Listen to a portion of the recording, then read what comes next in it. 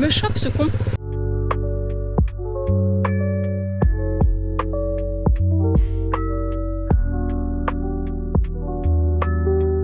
Bien arrivé dans notre logement, ici à Ubud. On a un petit palace rien que pour nous.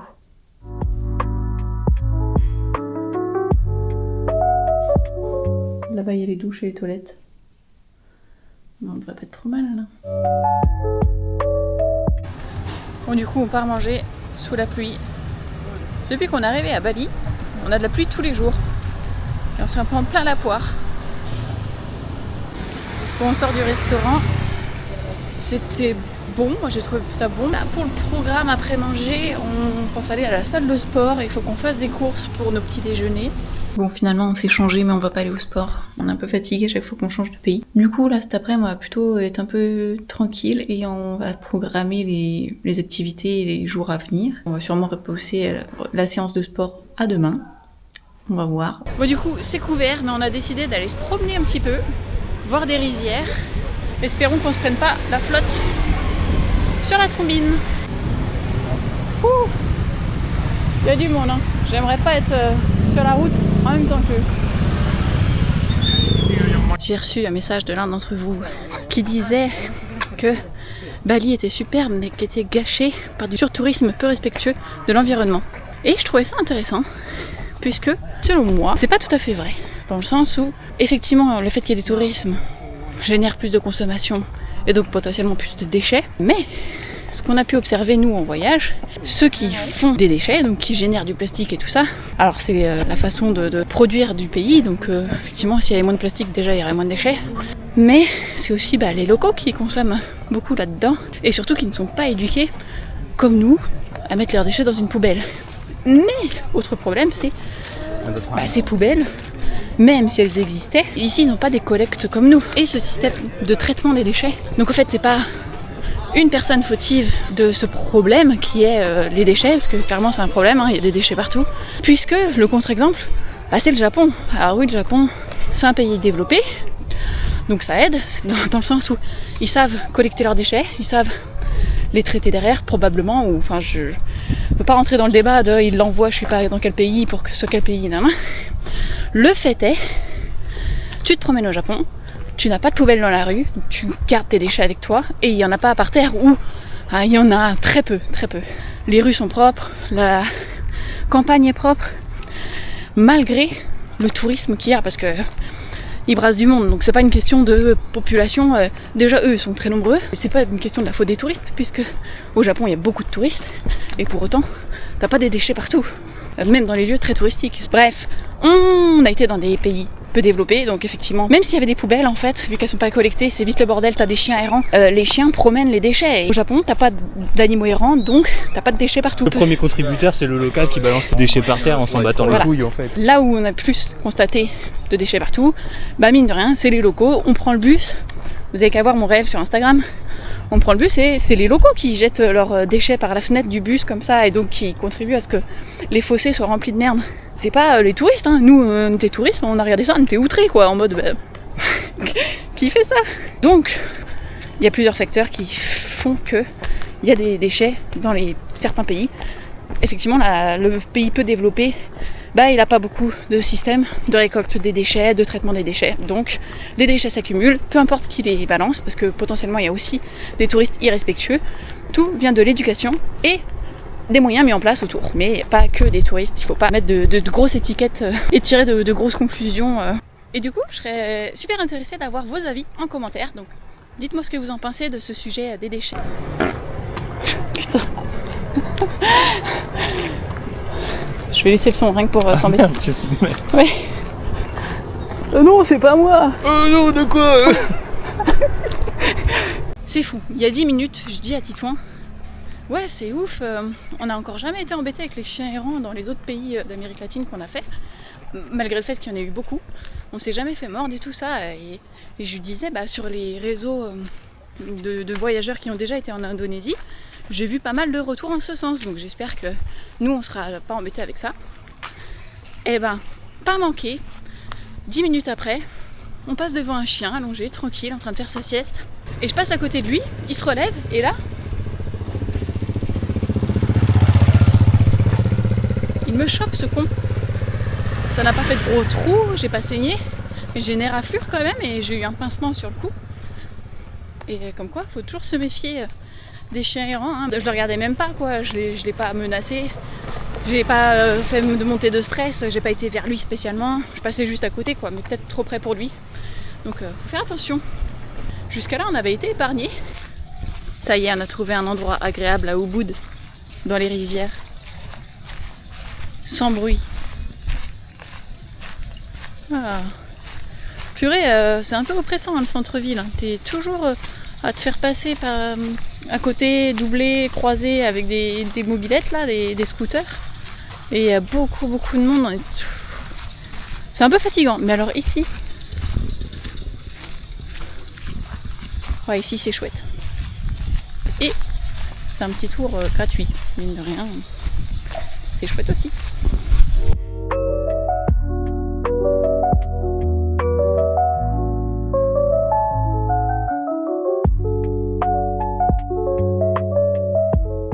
Du coup, après notre petite balade en fin de journée, on va d'abord au resto, puis après on ira faire les courses parce que ça se présentait mieux sur notre parcours. Et le resto, genre c'est une petite ruelle. On passe au travers ce temple, c'est pas vraiment un temple, cet édifice. On s'enfonce dans une petite ruelle bien calme. Et il a l'air d'être par ici. Un peu de calme, ça va faire du bien. Je me demandais ce qu'était le Great Fish Steak. Ok, topé de Bellini, sambal, mata, servi with the rice and urab. Rice. Ça va être un peu la surprise, hein, ce qu'on va commander. Non, il y a des plats, on comprend, mais alors il y en a. Prends celui que tu comprends le moins. Bah, le fish est pas mal, alors dans ceux que je comprends pas. Les plats sont arrivés. Le poulet avec les petits légumes et double portion de riz. Et du poisson avec du riz et des légumes. Bon appétit! Contente que Titouan ait goûté ma sauce avant moi, parce qu'a priori c'est du piment. C'est du gingembre, ça? C'est du poisson, ouais, putain, on dirait drôlement du poulet. Ah ouais, moi je crois qu'il y a du piment là. Ça doit être du piment. Ah ouais. Ah oui. Ah oui, c'est pimenté ça. Ce matin, on s'est fait sortir du lit par une blatte. Et c'est gros en plus. Hein. Franchement, elle était comme ça. Du coup, c'est le moment de faire le petit déjeuner. Maintenant qu'on est levé. C'est pas facile, hein. Pas facile la vie d'artiste. Et ce matin, dégustation du Salak Ponda. Ça ressemble à ça. Je sais pas si je l'ai bien choisi. Et à première vue, ça s'épluche en commençant par le petit bout pointu.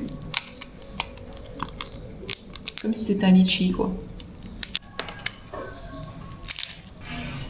Tu peux le passer, Je crois qu'il y avait 3 parties, mais à première vue, il n'y en a que 2 sur celui-là. Le salak. Oula. Ça sent bizarre. Non mais j'ai vu que des bons retours sur l'internet, donc... Moi aussi j'ai vu que des bons retours sur Bali.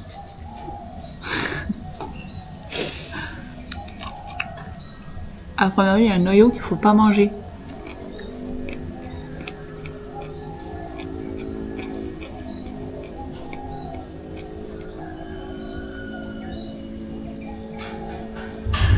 Je sais pas si c'est que j'ai mal choisi, mais c'est pas incroyable. Au début, c'est bon.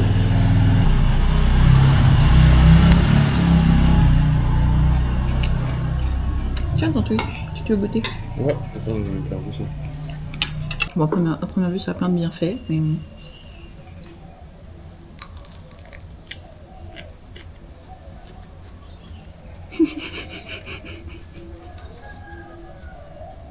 Ça a plein de bienfaits. Je fais flipper. Tu sais, au début, tu crois que tu fais « Ah, il y a un petit goût de fraise !» Et après, ça devient vite... Ouais, il y a un petit goût bizarre. Ouais. Un petit goût de... ouais.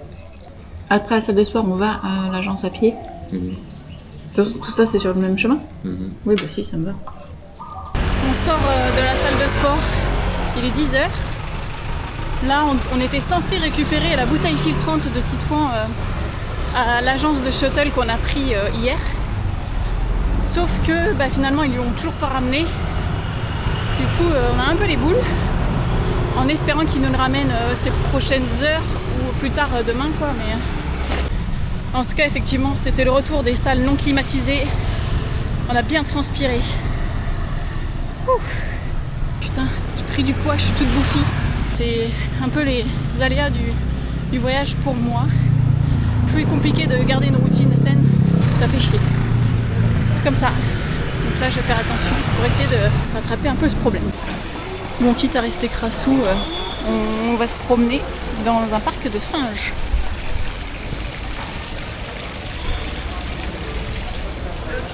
C'est parti. Allez hop.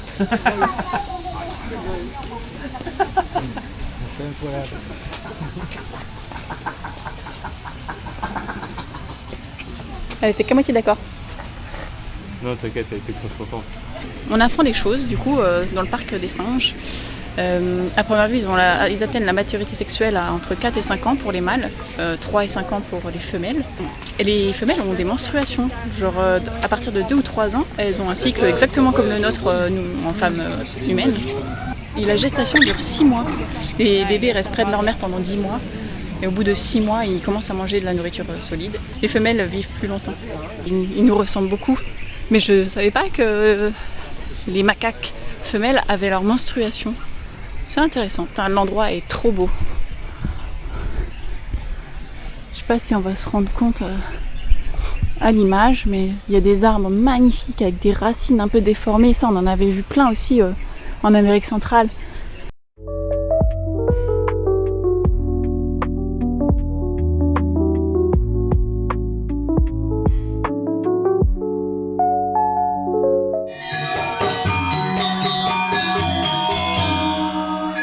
Ça me fait beaucoup penser au Costa Rica.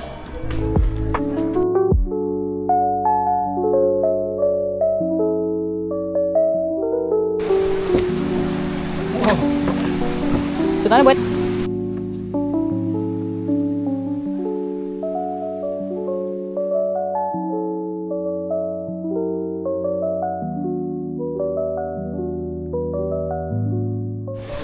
Je fourre avec ma caméra.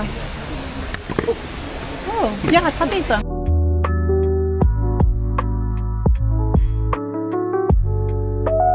J'essaie de lui prendre sa noix de coco ou quoi? Quoi? Je le filme?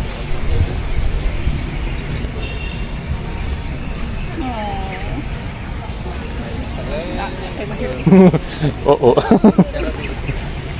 Il veut me monter en l'air.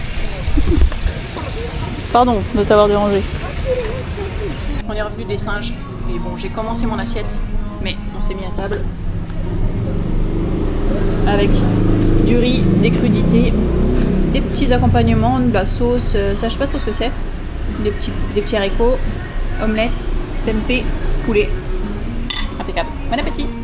Oups, j'ai un peu oublié ma caméra. Petite édite du coup cet après-midi, qu'est-ce qu'on a fait? Après manger, on a chillé un petit peu. J'ai essayé de faire des vidéos grâce à l'IA. Et puis après, on est retourné se promener dans le centre-ville. J'ai essayé des maillots de bain, je m'en suis trouvé un. Et maintenant on va aller manger. Ça y est, nos repas sont arrivés. Et on devrait en avoir pour 6 € pour nous deux. Donc c'est vrai que les prix sont abordables. Surtout que moi j'ai une trop belle assiette là. Avec des petites sauces, des petits chips, une salade, des œufs, des brochettes de légumes. Des brochettes de viande avec du riz et du tempeh. Le petit il a son petit poulet frit. C'est bon, ils m'ont pas oublié mon extra rice. Et son extra riz. Bon appétit! What's the name of the singer? Balinese reggae. Oh, Balinese, Johnny Agong. Oh, yeah. I want to discover.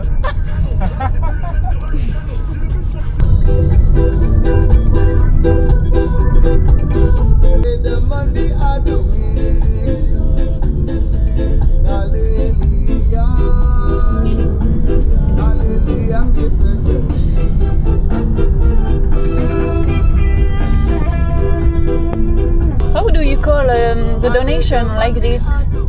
Yeah? The name is Chana. Chana. Yeah. I have the car. I am Hindu. My car here for the take the money. My car like the temple here, you know? Like the temple. His name is Chana. Chana. Yeah, Chana Sari. And it's your wife? Yes, my You- wife which make it? makes. Huh? My wife or my mother the offering in the morning before I am working. before I am walking, I am praying. Because I do know, yeah, on the road or I am walking, have an accident maybe, yeah. I hope don't have the accident, yeah, because I am sick the confident. I am offering in the God. The God is like okay. Ah. Yeah. And you have to offer food in your chalet? Yes. Shana. Yeah, Chana. Here just because in from the car, just the mix in the flour. Yeah. I see different at the home, yeah.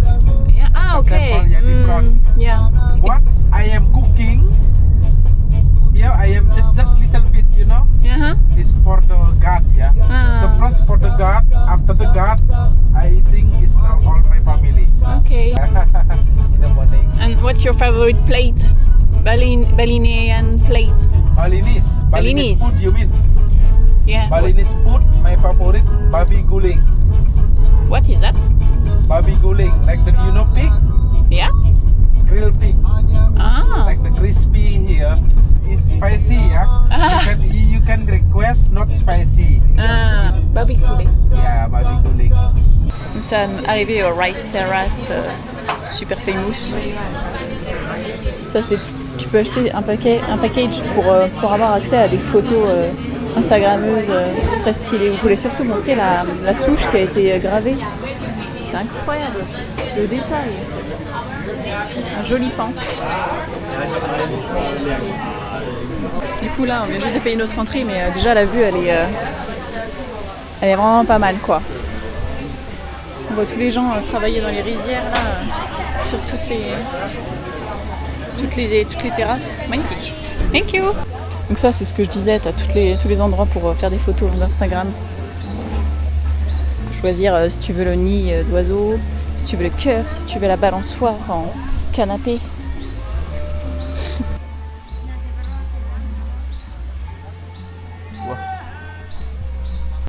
Non, on avait accès à quelques spots je crois. Ouais. C'est inclus. Ouais, tu vas aller faire un petit commentaire. Je sais pas.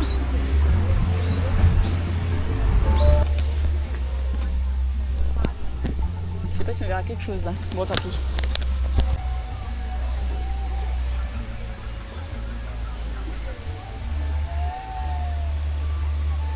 Regarde-moi ce petit couple là, fraîchement marié. Si toi on dit qu'on vient de faire nos photos de la honeymoon. C'est pas moi, c'est le chauffeur de taxi qui disait ça. Ah c'est vrai? Il disait honeymoon. Ah non, notre honeymoon.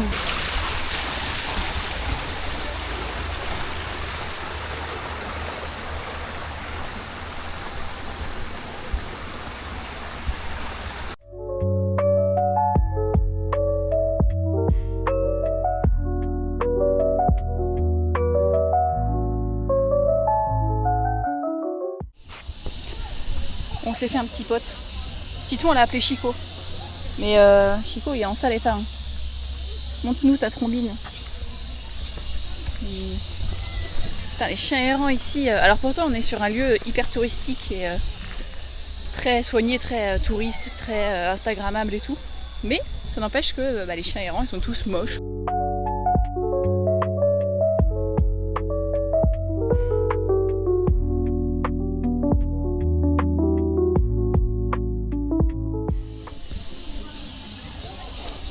C'est une Polyrachis dives.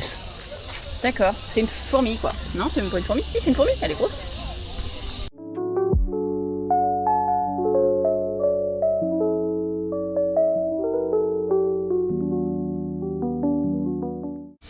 Oh, genre une tyrolienne bordel.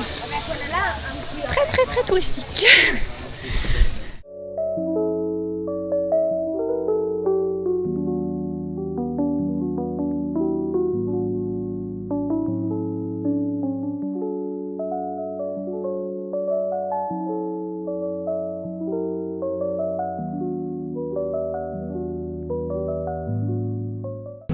Nous voilà maintenant arrivés au temple des éléphants. Et La grotte des éléphants. la grotte, Elephant Cave. ah, la grotte des éléphants. Et on est obligé de porter un sarong, qui est une petite jupe.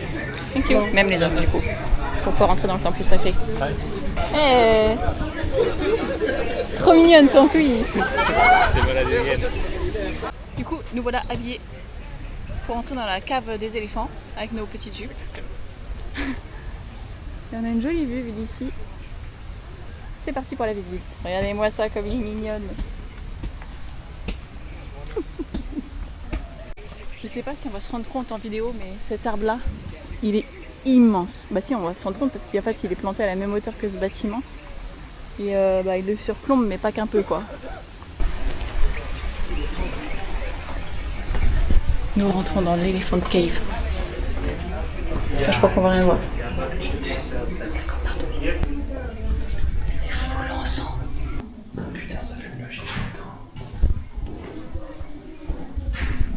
On va en mettre plein nos poumons.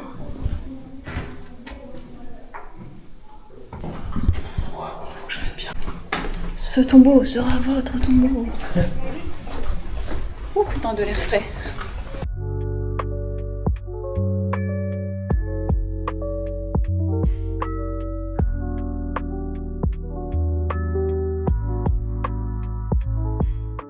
Du coup, j'ai une tenue grave assortie, il y a toutes ces plantes derrière moi. Même l'arbre a droit à sa jupette. Enfin, les racines de ouf, je sais pas si... Voilà, non.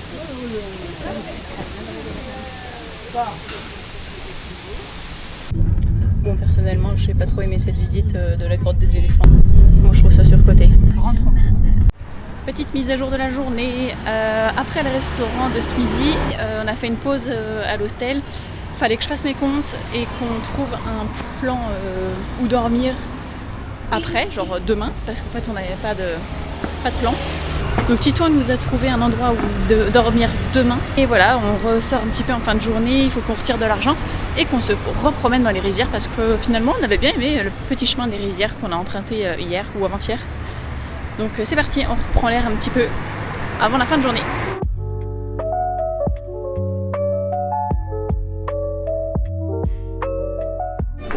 Yes, please. Yes, please, massage.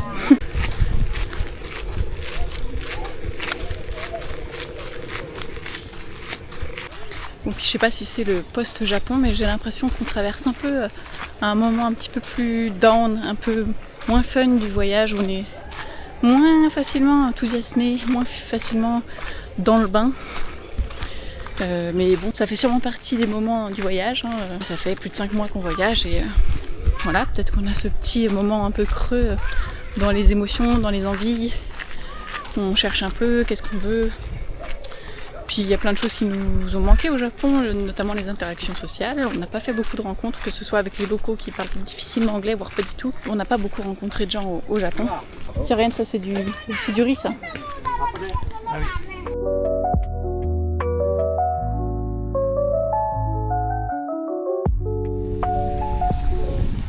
Toujours sur le chemin des rizières à côté de Wood.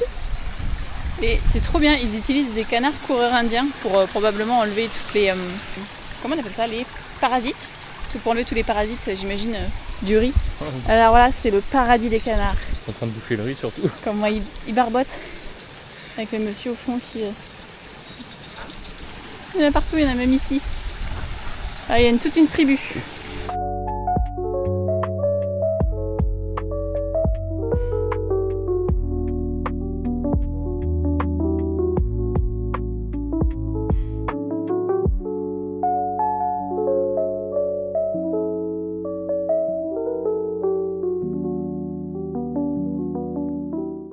Voilà, on a fini notre balade, on a retiré de l'argent et nous revoilà au même spot. Attends, que tous les recommence, soirs. t'es en train de me gratter l'oreille. On a faim. Putain, on a tout le temps faim.